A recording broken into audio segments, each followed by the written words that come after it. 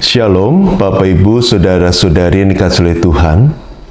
Senang bisa kembali berjumpa dalam program Sapaan Gembala, di mana kita akan bersama membaca dan merenungkan kebenaran firman Tuhan. Mari sebelum kita bersama membaca firman Tuhan, kita terlebih dahulu berdoa. Mari kita berdoa. Tuhan yang Maha Baik, terima kasih untuk penyertaan-Mu, pemeliharaanmu bagi kami semua, sehingga hari ini kami boleh bersama membaca dan merenungkan kebenaran firman Tuhan. Kami percaya Tuhan, Engkau akan menolong kami, sehingga kami dapat mengerti, memahami firman-Mu, dan melakukannya di dalam kehidupan kami. Karena itu, ajarlah kami, bimbinglah kami. Doa ini kami panjatkannya di dalam nama Tuhan Yesus Kristus. Amin. Bapak Ibu yang dikasihi oleh Tuhan, saat ini saya mau mengajak kita bersama membaca dan merenungkan Kejadian pasal 2 ayat yang ke-7. Kejadian pasal yang kedua ayat yang ke-7 tertulis demikian. Kemudian Tuhan Allah membentuk manusia dari debu tanah dan mengembuskan nafas hidup ke dalam hidungnya. Demikianlah manusia itu menjadi makhluk hidup. Sampai sebagian jauh bacaan kita pada saat ini. Bapak kasih Tuhan, seorang penulis bernama Zig Ziglar, dia pernah mengatakan satu kalimat yang menarik demikian.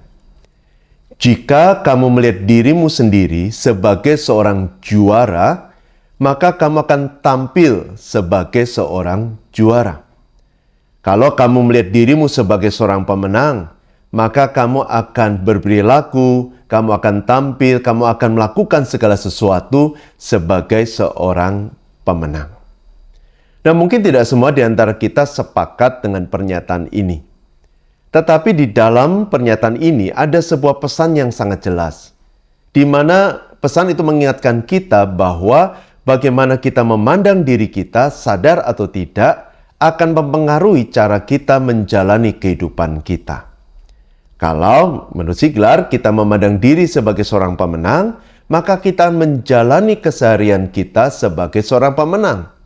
Sebaliknya, kalau kita memandang diri kita sebagai seorang yang kalah, seorang yang gagal, maka kita menjalani hidup dalam keputusasaan, tidak berusaha, tidak mau bekerja keras, dan lain sebagainya.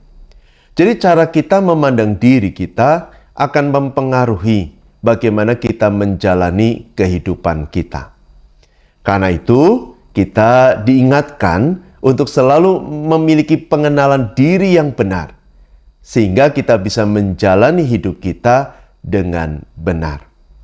Nah, di dalam Alkitab kita bisa menemukan ada begitu banyak gambaran-gambaran yang Allah nyatakan tentang diri kita. Misalnya, Allah menyebut manusia sebagai ciptaan. Allah menyebut manusia sebagai anak Tuhan. Kita juga sering disebut sebagai pelayan-pelayan Tuhan. Dan masih ada banyak sekali gambaran-gambaran lain yang Allah nyatakan tentang diri kita. Nah, saya tertarik dengan Kejadian 2 yang ke-7, di mana Allah menggambarkan manusia dengan satu benda, yaitu debu tanah. Kejadian 2 yang ke-7 mengatakan bahwa Allah menciptakan manusia dari debu tanah. Nah, kenapa saya tertarik dengan gambaran ini? Karena dibandingkan gambaran-gambaran sebelumnya, anak Tuhan, bahkan kita sering disebut sebagai mahkota ciptaan, semua itu tampak begitu wow, tampak begitu hebat. Sedangkan debu tanah ada sesuatu yang bertolak belakang. Karena debu tanah identik dengan sesuatu yang rapuh, sesuatu yang lemah, sesuatu yang tidak berharga. Sehingga menarik untuk merenungkan kenapa Allah menggambarkan manusia sebagai debu tanah. Alasannya ada dua. Yang pertama, untuk mengingatkan kita bahwa siapapun kita, apapun pencapaian kita, apapun yang kita miliki, kita sesungguhnya adalah pribadi yang rapuh. Pribadi yang mudah hancur di tengah tekanan, pribadi yang tidak mampu mengatasi semua tantangan dan kesulitan dengan kekuatan kita sendiri. Karena itu kita butuh Tuhan. Dan yang kedua, debu tanah digunakan untuk mengingatkan kita bahwa sesungguhnya manusia adalah pribadi yang tidak berharga. Seperti debu tanah yang tidak berharga yang kita buang, demikian pula hidup kita. Namun meski manusia tidak berharga, Allah mengembuskan nafas hidup sehingga manusia bisa hidup. Bukan hanya itu, dalam Kejadian pasal yang pertama, Allah menciptakan manusia sesuai dengan gambar dan rupa Allah. Bahkan Allah memberikan kuasa atas seluruh ciptaan dan memberikan kepercayaan kepada manusia untuk memelihara seluruh ciptaannya. Tentu Bapak Ibu, kalau kita kembali melihat bahwa kita adalah debu, maka apa yang Allah lakukan dan apa yang Allah percayakan adalah sesuatu yang luar biasa. Sesuatu yang sesungguhnya tidak layak kita terima, tetapi Allah berkenan melayakkan kita dan Dia mempercayai kita. Namun ironisnya, manusia kemudian mendukakan hati Tuhan dengan berusaha menjadi sang pencipta yang kemudian berlaku tidak taat, memberontak dan melukai hati Tuhan. Namun apakah Allah berhenti mencintai manusia?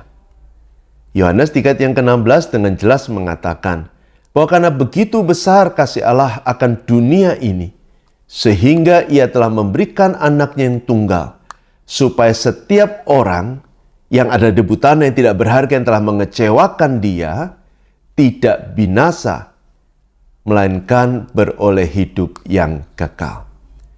Sangat jelas dan tegas Alkitab mengatakan bahwa Allah mengasihi kita. Bahkan meski kita telah mendukakan hati Tuhan, Dia tetap mengasihi kita. Karena itu yang pertama, ketika kita berada dalam pergumulan, ketika kita sedang menghadapi kesulitan, jangan ragu untuk datang kepada Tuhan. Karena Dia mengasihi kita. Dia peduli. Dia mengerti setiap pergumulan dan kesulitan yang kita alami. Dan Dia akan mengulurkan tangan untuk menguatkan, menghibur, dan menolong kita agar kembali berdiri dan menjalani keseharian dalam berkat karunia dari Tuhan. Dan yang kedua, kita tentu diingatkan untuk menjalani hidup dengan baik, dengan benar, dengan penuh makna, sesuai dengan kehendak dan rencana Tuhan dalam hidup kita. Karena hidup kita adalah anugerah Tuhan. Dia mengasihi kita meski kita sudah mendukakan hatinya. Karena itu jangan melukai hati Tuhan lagi dengan berlaku tidak taat. Tapi mari kita menyenangkan hatinya dengan hidup taat seturut dengan firman-Nya. Hidup taat seturut dengan kehendak-Nya, mengikuti pimpinannya dengan setia, sehingga nama Tuhan dipermuliakan di dalam hidup kita. Dan jangan lakukan itu karena takut, karena cemas pada hukuman, tapi lakukan semuanya itu sebagai bentuk syukur dan kasih kita kepada Tuhan. Tuhan memberkati.